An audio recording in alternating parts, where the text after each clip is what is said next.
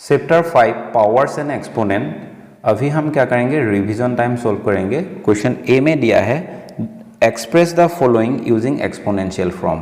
Question A में दिया है x into x into y into y into y into a into a into a into a.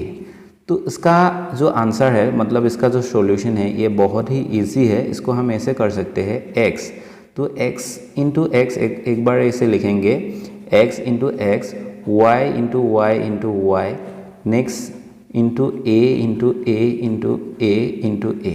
तो next हम क्या करेंगे, इसमें x कितना है 1 2, तो हम लिखेंगे x पावर 2 मल्टीप्लाई, y कितना है y 1 2 3, y पावर 3 होगा, इंटू इसमें a कितना है 1 2 3 4 है, तो a पावर 4 होगा। यही इसका आंसर है। लेकिन अगर हम चाहे तो इसको और एक मेथड से भी समझ सकते हैं। वो मेथड ऐसे होगा, सॉल्यूशन पहले हम लिखेंगे x into x into y into y into y into a into a into a. तो ये जो x है, x को हम बेस कहेंगे और x के ऊपर 1 है, इसका पावर 1 है, इसको हम पावर कहेंगे। तो जब भी बेस सेम होगा, मतलब ये भी x है ये भी x है, तो पावर क्या होगा, पावर को हमें ऐड करना पड़ेगा। नेक्स्ट इंटू y, इसमें 1 2 3, मतलब इसमें 1 है और इसमें भी 1 है और इसमें भी 1 है। तो नेक्स्ट इसमें a कितना है 4 है, तो a सभी का बेस सेम है, तो इसका पावर क्या होगा, ऐड होगा, तो 1 प्लस 1 प्लस 1 प्लस 1 होगा। तो जब हम इसको ऐड करेंगे x स्क्वायर होगा, y क्यूब होगा एंड a पावर 4 होगा। ये आंसर और ये आंसर दोनों सेम है। इन द सेम वे हम b का सॉल्यूशन करेंगे। b में दिया है 4 इंटू 4 इंटू 4 टाइम्स दिया है, इंटू 3 को 3 टाइम्स दिया है एंड 2 को कितना टाइम्स दिया है, 2 टाइम्स दिया है। तो उसका सॉल्यूशन करेंगे, बहुत ही इजी है। एक बार लिखेंगे 4 into 4 into 4 into 4 into 3 into 3 into 3 into 2 into 2। तो इसमें से हम एक 4 को लेंगे और इसका पावर कितना है 1 है। ये 4 ये सभी बेस है, सभी का पावर कितना होगा 1 1 होगा। तो जब भी बेस सेम होगा तो पावर को हमें ऐड कर देना है ऐसे। तो जब हम ऐसे ऐड कर देंगे इंटू 3, इसमें कितना होगा 1 प्लस 1 प्लस 1 होगा, इंटू 2 इसमें कितना होगा 1 प्लस 1 होगा। तो 4 पावर कितना होगा, 4 पावर 4 मिलेगा, 3 पावर 3 मिलेगा एंड 2 पावर 2 मिलेगा। ये इसका आंसर है।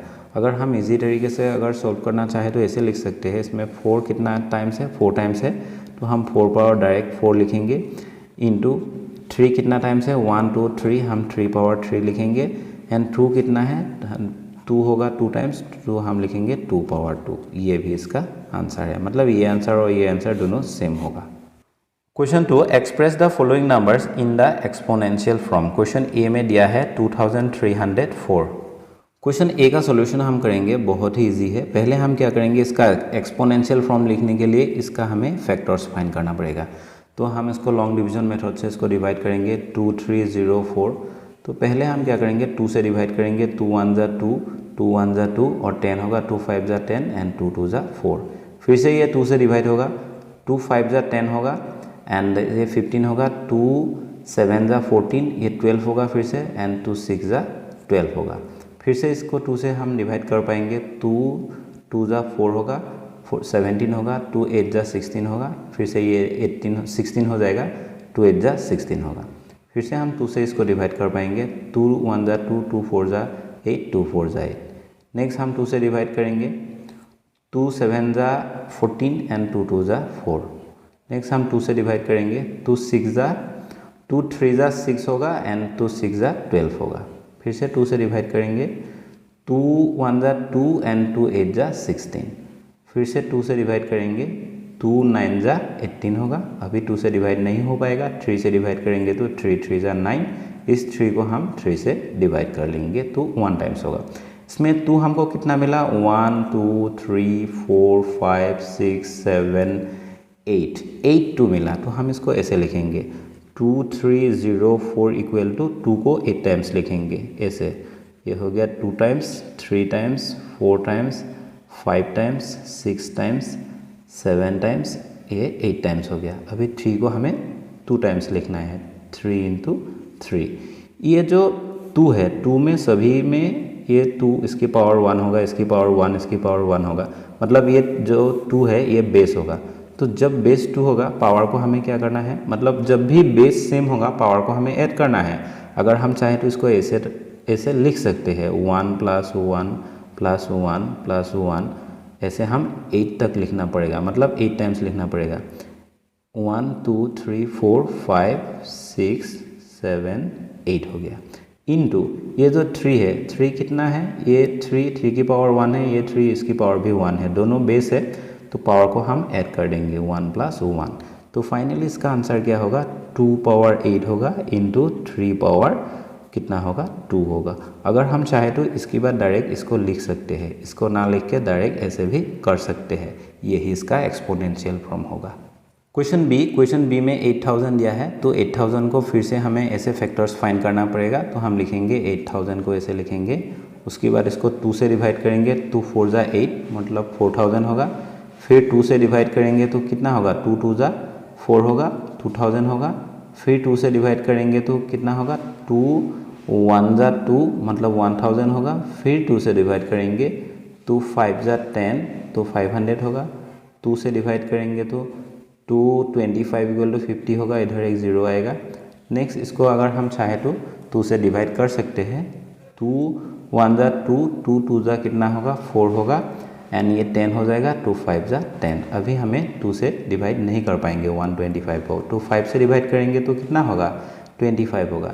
नेक्स्ट इस 25 को हमें 5 से डिवाइड करना है, तो 5 5 = 25, और इस 5 को हमें 5 से डिवाइड करेंगे तो 1 होगा। अभी हमें कितना 5 मिला, 1 2 3 5 मिला, और 2 कितना मिला, 1 2 3 4 5 6।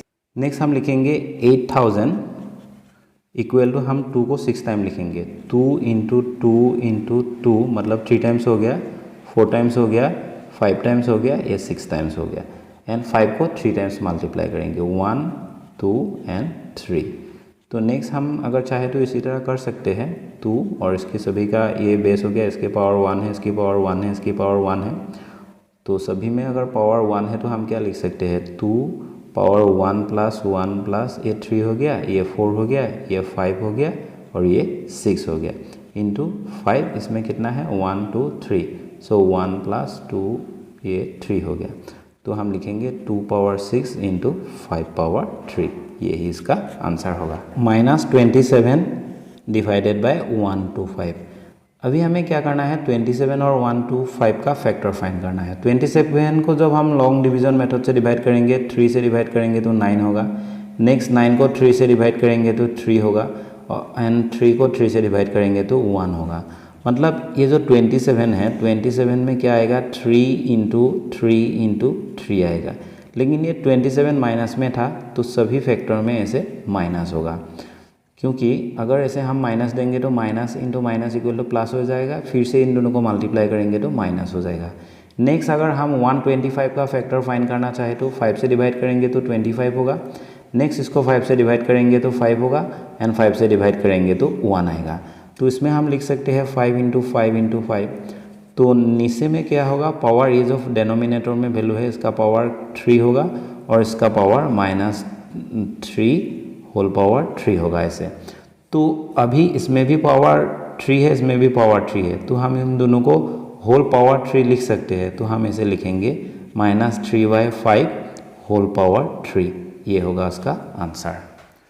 क्वेश्चन डी का सॉल्यूशन। इस क्वेश्चन में हम क्या करेंगे, ये जो 1 to 1 है उसका फैक्टर फाइंड करेंगे। तो 11 से जब मल्टीप्लाई करेंगे 11 को तो 1 to 1 आएगा, मतलब 1 to 1 का फैक्टर हमें 11 × 11 मिलेगा। नेक्स्ट ये जो नीचे में जो है उसको अगर हम चाहें तो इसका 10 पावर हम क्या कर सकते हैं, 1 2 3 4, तो 10 पावर 4 कर सकते हैं, मतलब 10 × 10 × 10 × 10 जब करेंगे 10 पावर 4 होगा, और इसकी इक्वल कितना होगा, 10,000 आएगा। इसमें 10,000 है तो हम इसको 10,000 ऐसे लिख सकते हैं, लेकिन ये जो न्यूमरेटर का जो पावर है ये स्क्वायर में आएगा, लेकिन ये जो पावर है ये पावर इसका पावर 4 तक हम ले जा सकते हैं। जब भी ये पावर स्क्वायर में आएगा डेनोमिनेटर में, अगर हम इसको होल पावर में लिखना पड़ेगा तो दोनों का पावर सेम होना चाहिए। तो इसीलिए हम क्या लिखेंगे, 100 × 100 करेंगे। तब इसका भी पावर स्क्वायर में आएगा, इसका भी पावर स्क्वायर में आएगा और बाद में हम इसको होल पावर कर सकते हैं। तो नेक्स्ट स्टेप में होगा 11 स्क्वायर और इसमें पावर होगा 100 स्क्वायर। तो नेक्स्ट हम क्या लिख सकते हैं, 11/100 होल स्क्वायर लिख सकते हैं। इसी तरह हम इसका सॉल्यूशन करेंगे। Question 3, evaluate the following. Question A में दिया है -11 power 3 plus 10 power 3। 3A solution -11 power 3 plus 10 power 3। इसको हम अगर चाहे तो ऐसे लिख सकते हैं, -11 इंटू -11 इंटू -11। नेक्स्ट इसको लिख सकते हैं प्लस ये जो 10 क्यूब है इसको हम लिख सकते हैं 10 इंटू 10 इंटू 10। इन सभी वैल्यू को जब हम मल्टीप्लाई करेंगे तो उसका वैल्यू आएगा -1331 आएगा।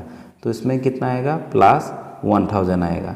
तो इससे जब ये सब्सट्रैक्ट हो जाएगा तो वैल्यू कितना रहेगा, माइनस में रहेगा। ये ग्रेटर टर्म है, ग्रेटर टर्म के आगे माइनस है तो वैल्यू भी माइनस में आएगा, रिजल्ट भी। तो -331 आएगा इसका आंसर। क्वेश्चन बी का सॉल्यूशन, इसमें दिया है 4 पावर 3। इसको हम लिखेंगे 4 इंटू 4 इंटू 4 लिखेंगे, माइनस इसमें दिया है -3 तो इसको ऐसे ब्रैकेट के अंदर लिखना पड़ेगा क्योंकि ये माइनस साइन है। तो -3 इंटू -3 इंटू -3 इंटू -3 होगा। तो नेक्स्ट क्या होगा, नेक्स्ट इसको जब मल्टीप्लाई करेंगे तो वैल्यू आएगा कितना, 64 आएगा। और ये माइनस है, इन वैल्यू को जब मल्टीप्लाई करेंगे 3 3 ज़ा 9, माइनस एंड माइनस बिकेम कितना होगा, प्लस हो जाएगा। अगेन इन दोनों को जब मल्टीप्लाई करेंगे तो पहले में हमें मिला +9 मल्टीप्लाई, इन दोनों को जब मल्टीप्लाई करेंगे minus and minus became plus हो जाएगा और ये जो 3 3 है ये 9 होगा। तो 9 9 को जब पॉजिटिव 9 को जब मल्टीप्लाई करेंगे 81 होगा। मतलब ये पॉजिटिव से ये पॉजिटिव साइन को जब हम मल्टीप्लाई करेंगे तो पॉजिटिव आएगा। तो ये वैल्यू ब्रैकेट के अंदर पॉजिटिव 81 है तो ब्रैकेट जब ओपन करेंगे ये माइनस से ये जो प्लस साइन है दोनों को मल्टीप्लाई हो जाएगा और फाइनली 81 नेगेटिव में आएगा। और 64 से जब हम 81 को माइनस करना चाहेंगे तो वैल्यू कितना आएगा, -17 आएगा। यही इसका आंसर है। Question 4, simplify the following. Question A, 2 power 3 into 2 power 5। ये बहुत ही ईजी है। ये जो 2 है, 2 पावर 3 इंटू 2 पावर 5, ये 2 को हम बेस कहेंगे, ये बेस है। और इस 2 को भी हम बेस कहेंगे। और ये जो 5 है ये पावर होगा, ये पावर होगा। जब भी बेस सेम होगा तो हम क्या करेंगे, एक बेस को लेंगे और पावर दोनों को ऐड कर देंगे। 3 + 5 = 2 पावर 8 आएगा इसका आंसर। तो हम लिखेंगे 2 3 + 5 एंड फाइनली लिखेंगे 2 3 + 5 = 8। यही इसका आंसर है। क्वेश्चन बी, इस क्वेश्चन में 9 पावर 2 दिया है एंड 3 पावर 3 दिया है। इसमें बेस 3 है, इसमें बेस कितना है, 9 है। तो ये दोनों बेस कितना है, सेम नहीं है। ये दोनों बेस देखने में सेम नहीं है, मतलब इसका वैल्यू सेम नहीं है। तो अगर हम इसको सेम कर पाएंगे, मतलब इससे ये दोनों अगर सेम हो गया तो हम पावर को ऐड कर पाएंगे। तो नेक्स्ट हम क्या कर सकते हैं, अगर हम चाहे तो 3 स्क्वायर एंड होल स्क्वायर ऐसे लिख सकते हैं क्योंकि 3 स्क्वायर = 9 होगा इंटू 3 पावर 3 होगा। नेक्स्ट स्टेप में हम क्या करेंगे, पावर के साथ पावर को मल्टीप्लाई कर देंगे।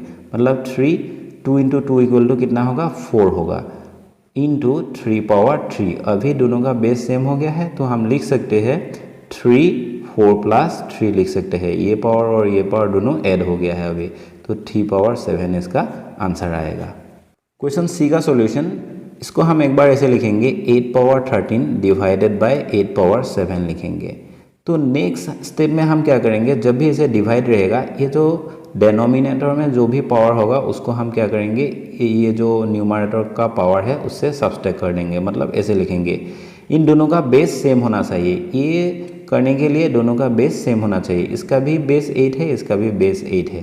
तो हम क्या करेंगे, 8 को लेंगे और ये जो 13 है इस 13 को लिखेंगे और ये जो डेनोमिनेटर में जो पावर है इसमें 7 है, 7 को इसके साथ माइनस कर देंगे। मतलब ऐसे लिखेंगे -7 लिखेंगे। एक फॉर्मूला था, फॉर्मूला में क्या था, a power m by a power n अगर हमें मिलेगा तो हम क्या लिख सकते हैं, a पावर m - n लिख सकते हैं।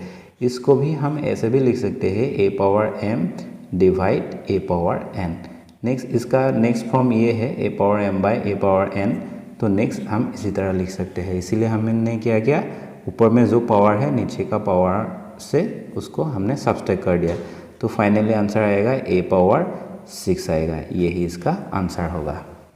तो क्वेश्चन डी का सॉल्यूशन हम करेंगे, बहुत ही इजी है। हम लिखेंगे 11 पावर 8 डिवाइडेड बाय 11 पावर 3। एक फॉर्मूला है, फॉर्मूला क्या है, ए पावर एम अगर है divided by A power N है, इस ए को और इस ए को, दोनों ए को हम क्या कहेंगे, बेस। ये दोनों सेम होना चाहिए, इसमें ये दोनों सेम है। अगर है तो हम क्या लिख सकते हैं, ए पावर एम माइनस एन लिख सकते हैं। मतलब ये जो पहला पावर है इसको हम m कंसिडर करेंगे, इसको n कंसिडर करेंगे। तो हम लिखेंगे 11 8 माइनस 3 और फाइनली आंसर आएगा 11 पावर 5। ये ही इसका आंसर होगा। क्वेश्चन 5A का सॉल्यूशन ये बहुत ही इजी है, जस्ट हमें एक फॉर्मूला को याद करना है, उसके बाद ये सॉल्व हो पाएगा। तो क्वेश्चन में क्या दिया है, -3/8 होल पावर 2, उसके ऊपर पावर है 4। तो एक आइडेंटिटी है, मतलब एक फॉर्मूला है। फॉर्मूला क्या है, ए पावर एम पावर अगर n हुआ तो हम क्या लिख सकते हैं, ए पावर m इंटू एन। मतलब इसमें भी पावर है, इसमें भी पावर है, तो हम दोनों पावर को ऐसे मल्टीप्लाई कर सकते हैं। तो नेक्स्ट स्टेप में हम क्या लिखेंगे, -3/8 2 इंटू 4 लिख सकते हैं। तो इन दोनों को नेक्स्ट हम मल्टीप्लाई कर देंगे, तो -3/8 2 4 जा कितना होगा, 8 आएगा। यही इसका आंसर है। x पावर p दिया हुआ है, होल पावर 2q दिया है। हम ये जानते हैं कि a power m whole power n अगर हमें मिला तो हम क्या लिख सकते हैं, a power m into n लिख सकते हैं। अगर इसके ऊपर और एक पावर हुआ, मतलब p हुआ, तो हम इसको p मल्टीप्लाई करके ऐसे लिख सकते हैं। अगर मान लो इसके ऊपर और पावर होगा तो हम और पावर को ऐसे मल्टीप्लाई करके जाएंगे। तो इसका सॉल्यूशन बहुत ही इजी होगा, x power p into 2q करेंगे, नेक्स्ट इन दोनों को मल्टीप्लाई करेंगे तो वैल्यू क्या आएगा, x 2pq। यही इसका आंसर है। इसको अगर हम ब्रैकेट ना लिखकर डायरेक्ट ऐसे लिखेंगे, मतलब x power p into 2q and finally answer आएगा x पावर 2pq। अगर ऐसे भी करेंगे तो इसका आंसर सेम ही होगा, मतलब ये भी सही है। ब्रैकेट हम दे भी सकते हैं, ना भी दे सकते हैं।